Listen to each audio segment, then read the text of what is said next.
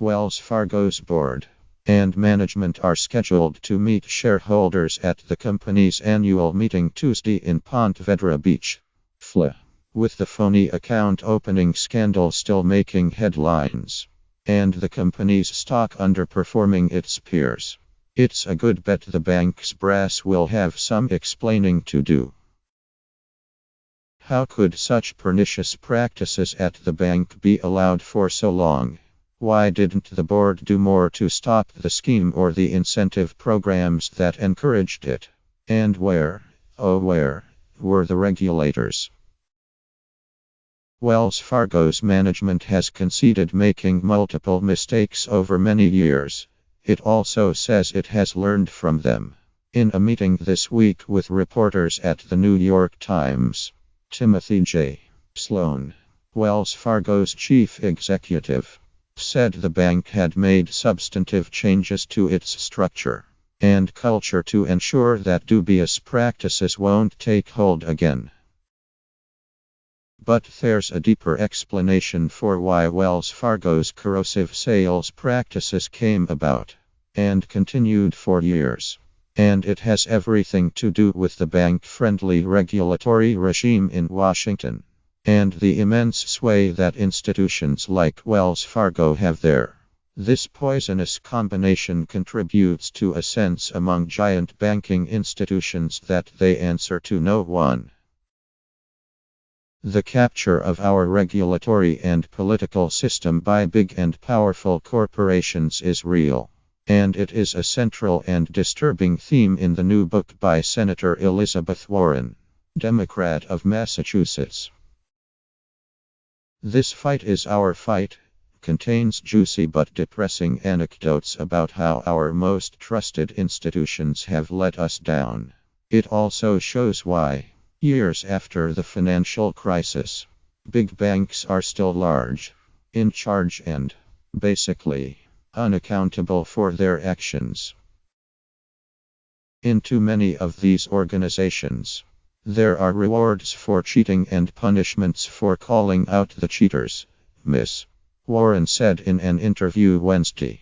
As long as that's the case, the biggest financial institutions will continue to put their customers and the economy at risk.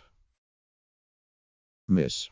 Warren's no-nonsense views are bracing, but they are also informed by a thorough understanding of how dysfunctional Washington now is. This failure has cost Main Street dearly, she said, but has benefited the powerful. Wells Fargo got a lot of criticism from Ms. Warren, both in her book and in my interview, and on live television during the Senate Banking Committee hearing on the account opening mess in September. She was among the harshest cross-examiners encountered by John G. Stumpf, who was Wells Fargo's chief executive at the time. You should resign, she told him. And you should be criminally investigated. Mr. Stumpf retired the next month.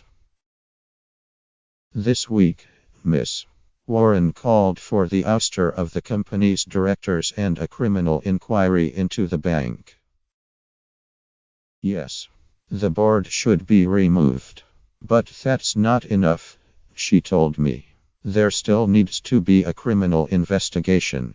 The expertise is in the regulatory agencies, but the power to prosecute lies mostly with the Justice Department. And if they don't have either the energy or the talent, or the backbone, to go after the big banks, then there will never be any real accountability. Banks are not the only targets in Ms. Warren's book. Others include Walmart, for its treatment of employees, for-profit education companies, for the way they pile debt on unsuspecting students, the Chamber of Commerce, for battling Main Street, and prestigious think tanks, for their undisclosed conflicts of interest. My favorite moments in the book involve the phenomenon of regulatory capture. The pernicious condition in which institutions that are supposed to police the nation's financial behemoths actually come to view them as clients. or pals. One telling moment took place in 2005 when Miss Warren, then a Harvard law professor, was invited to address the staff at the Office of the Comptroller of the Currency, a top regulator charged with monitoring the activities of big banks. She was thrilled by the invitation, she recalled in the book. After years of tracking various problems consumers experienced with their banks, predatory lending, sky-high interest rates and dubious fees, Miss Warren felt that, finally, she'd be able to persuade the regulators to crack down. Her host for the meeting was Julie L. Williams, then the acting controller of the currency. In a conference room filled with economists and bank supervisors, Miss Warren presented her findings. Banks were tricking and cheating their consumers. After the meeting ended and Miss Williams was escorting her guest to the elevator, she told Miss Warren that she had made a compelling case. Miss Warren writes, when she pushed Miss Williams to have her agency do something about the dubious practices, the regulator balked. No, we just can't do that, Miss Williams said. According to the book, the banks wouldn't like it. Miss Warren was not invited back. Miss Williams left the agency in 2012 and is a managing director at Promontory, a regulatory compliance consulting firm specializing in the financial services industry. When I asked about her conversation with Miss Warren, she said she had a different recollection. I told her I agreed with her concerns, Miss Williams wrote in an email. But when I said, we just can't do that, I explained that was because the Comptroller's office did not have jurisdiction to adopt rules to ban the practice. I told her this was the Federal Reserve Board's purview. Interestingly, though, Miss Warren's take on regulatory capture at the agency was substantiated in a damning report on its supervision of Wells Fargo, published by a unit of the Office of the Comptroller of the Currency on Wednesday. The report cited a raft of agency oversight breakdowns regarding Wells Fargo. Among them was its failure to follow up on a slew of consumer and employee complaints beginning in early 2010. There was no evidence, the report said, that agency examiners required the bank to provide an analysis of the risks and controls, or investigated these issues further to identify the root cause and the appropriate supervisory actions needed.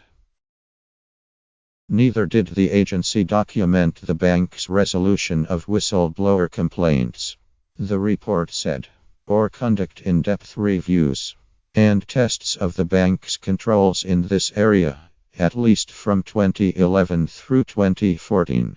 The agency recently removed its top Wells Fargo examiner, Bradley Linskens, from his job running a staff of 60 overseeing the bank. Regulatory failure has been built into the system, Miss Warren said in our interview. The regulators routinely hear from the banks. They hear from those who have billions of dollars at stake. But they don't hear from the millions of people across this country who will be deeply affected by the decisions they make. This is why the Consumer Financial Protection Bureau plays such a crucial role, she said. The agency allows consumers to sound off about their financial experiences, and their complaints provide a heat map for regulators to identify and pursue wrongdoing. But this setup has also made the Bureau a target for evisceration by bank-centric politicians.